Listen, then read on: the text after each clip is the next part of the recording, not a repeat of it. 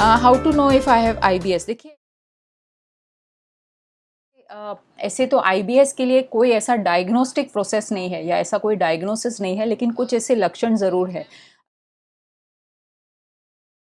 अगर किसी को बार बार कॉन्स्टिपेशन होता है, साइक्लिकल बिहेवियर होता है आईबीएस में पेशेंट का, कुछ दिनों के लिए पेशेंट को लूज मोशन होता है, यानी बार बार पेट में इरिटेशन होता है और ऐसा लगता है कि मुझे टॉयलेट जाना है, और से ऐसा 7-8 दिन के लिए होगा और उसके बाद अचानक से पेशेंट को कॉन्स्टिपेशन हो जाता है, वो 4-5 दिन के लिए रहता है, फिर से अचानक, इस तरह से साइक्लिकल बिहेवियर होता है। एक खासियत आईबीएस की ये है कि पेशेंट को जब भी टॉयलेट होता है तो पेट में बहुत ज़्यादा क्रैम्प्स आते हैं, पेट में हमेशा गैस बनी रहती है, पेट में गुड़गुड़ होता रहता है, और ये सब एग्जैजरेट तब होता है कि जब पेशेंट को स्ट्रेस बहुत ज़्यादा आ जाता है तो उसको पेट में गड़बड़ होने लगती है,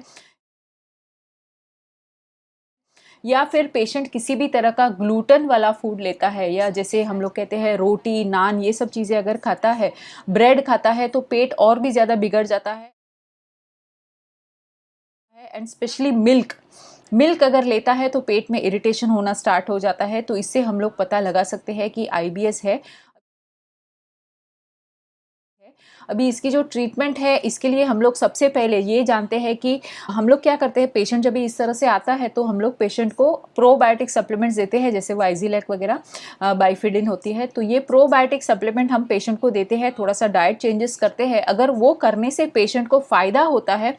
तो हमको डेफिनेटली पता चल जाता है कि यस, इसको आईबीएस है, और उस हिसाब से हम लोग वो पेशेंट को लाइफ लॉन्ग इंस्ट्रक्शंस देते हैं। अब आईबीएस की ऐसी कोई ट्रीटमेंट स्पेशल कुछ है नहीं, हम लोग सिर्फ सिम्टोमेटिक ट्रीटमेंट देते हैं, और कई बार आईबीएस की ट्रीटमेंट के लिए एंग्जाइटी की मेडिसिन, डिप्रेशन की मेडिसिन भी दी जाती है, क्योंकि ये एक तरह का कह सकते हैं हम लोग की साइकोसोमैटिक डिसऑर्डर है combined with auto immune disorder. मतलब जब पेशेंट को बहुत ज़्यादा स्ट्रेस हो जाता है या बहुत ज़्यादा एंग्जाइटी या पैनिक अटैक्स आते हैं तो लूज मोशंस चालू हो जाते हैं या पेट में दर्द होने लगता है।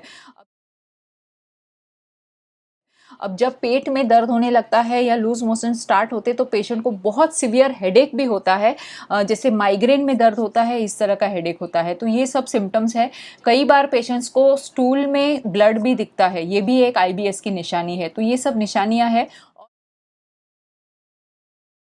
और हम लोग patient to patient, considering the patients age, patient की एज क्या है, पेशेंट की लाइफस्टाइल क्या है, क्या पेशेंट वेजिटेरियन है, नॉन वेजिटेरियन है, पेशेंट के अंदर कितना कैल्शियम है, क्या वो बिना दूध के रह सकेगा, तो उस हिसाब से हम लोग सप्लीमेंट्स देके और सिम्टोमेटिक ट्रीटमेंट देके हम लोग पेशेंट को ठीक करते हैं। क्या आईबीएस का परमानेंट इलाज है? यस, आईबीएस का परमानेंट इलाज है अगर पेशेंट का थोड़ा सा एक कॉम्बिनेशन ऑफ मेडिसिन, जैसे मैंने कहा एंग्जाइटी की मेडिसिन, प्रोबायोटिक सप्लीमेंट्स, ये सब देके हम लोग पेशेंट को कम्प्लीटली ठीक कर सकते हैं। लेकिन आईबीएस की जो इलाज या ट्रीटमेंट होती है वो कम से कम 1-1.5 साल लगती है, कम से कम 1-1.5 साल। ओके।